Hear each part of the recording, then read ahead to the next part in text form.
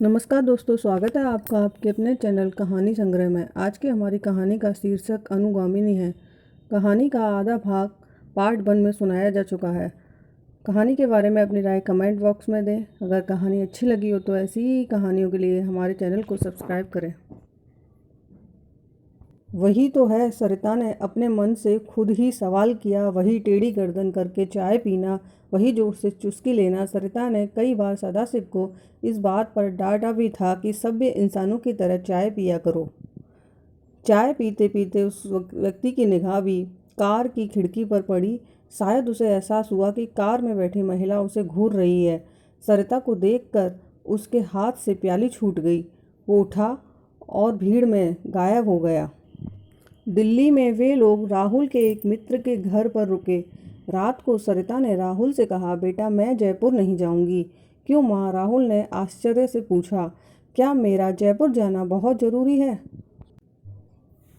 हम आपके लिए यहाँ आए हैं। आपकी इच्छा जयपुर जाने की थी, अब क्या हुआ?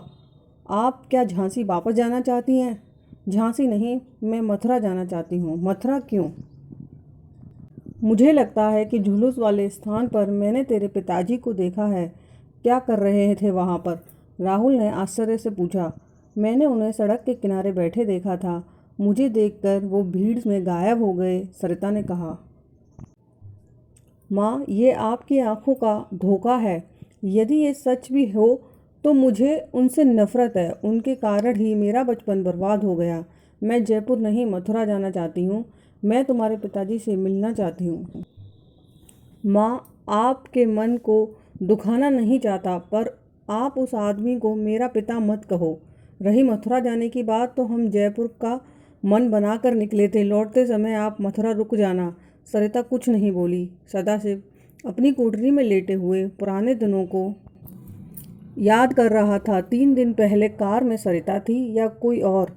ये प्रश्न उसके मन में बार बार आता था।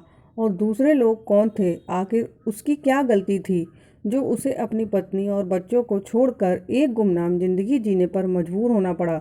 बस इतना ही ना कि वो इस वजह से कि सच को साबित नहीं कर सका कि चोरी उसने नहीं की थी।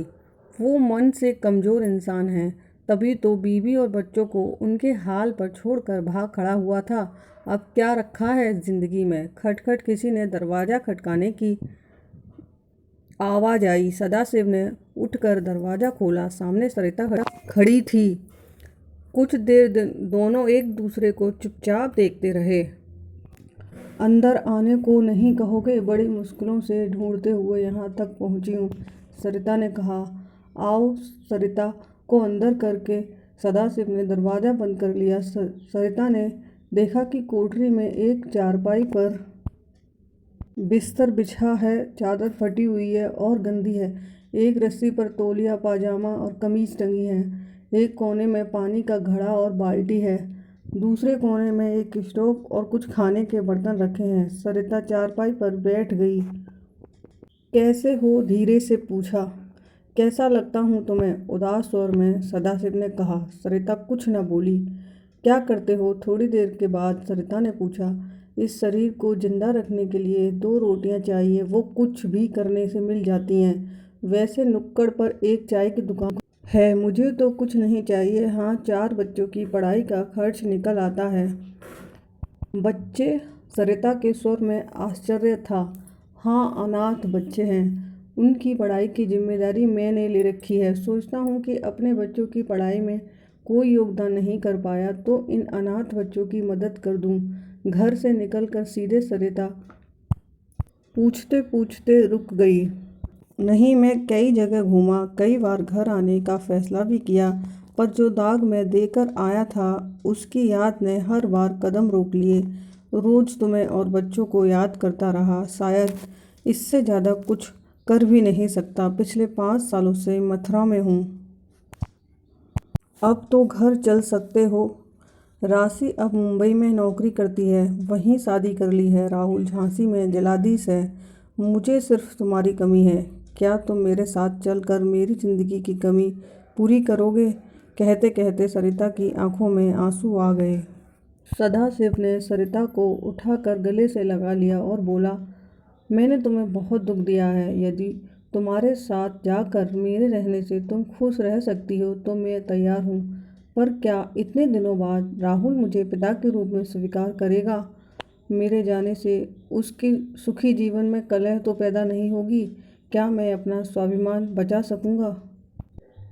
तुम क्या चाहते हो कि मैं तुमसे दूर रहूं? सरिता ने रोकर कहा और सदाशिव के सीने में सिर छुपा लिया।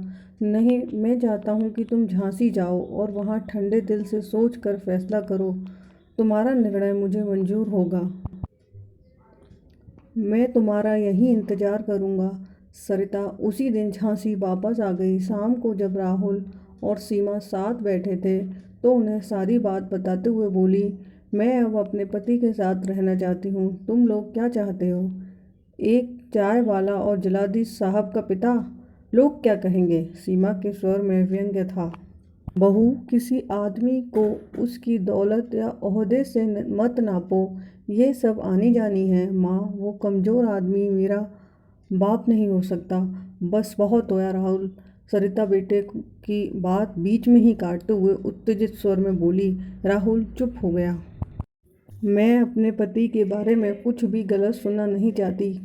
क्या तुम लोगों से अलग होकर वो सुखी रह रहे हैं? उनके प्यार और त्याग को तुम कभी नहीं समझ हुए।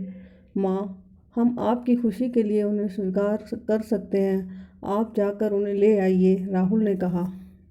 नहीं बेटा, मैं अपने पति की अनुगामिनी हूँ। मैं ऐसी जगह ना तो खुद रहूँगी और ना अपने पति को रहने दूँगी जहाँ उनको अपना स्वाभिमान खोना पड़े। सरिता रात को सोते सोते उठ गई। पैर के पास गीला गीला क्या है देखा तो सीमा उसका पैर पकड़कर रो रही थी। माँ, मुझे माफ़ कर दीजिए। मैंने आपका कई बार दिल दुखाया है। आज आपने मेरी आंखें खोल दी। मुझे आशीर्वाद दीजिए कि मैं भी आपके समान अपने पति के स्वाभिमान की रक्षा कर सकूं। सरिता ने भीगी आंखों से सीमा का माथा चूमा और उसके सिर पर हाथ फेरा। मेरा आशीर्वाद हमेशा तुम्हारे साथ रहेगा। भोर की पहली किरण फूट पड़ी। जलाधीश के बंगले में सन्नाटा था। सरिता एक झोले में 2 जोड़े कपड़े रख कर रिक्शे में बैठकर स्टेशन की ओर चल दी। उसे मथुरा के लिए पहली ट्रेन पकड़नी थी।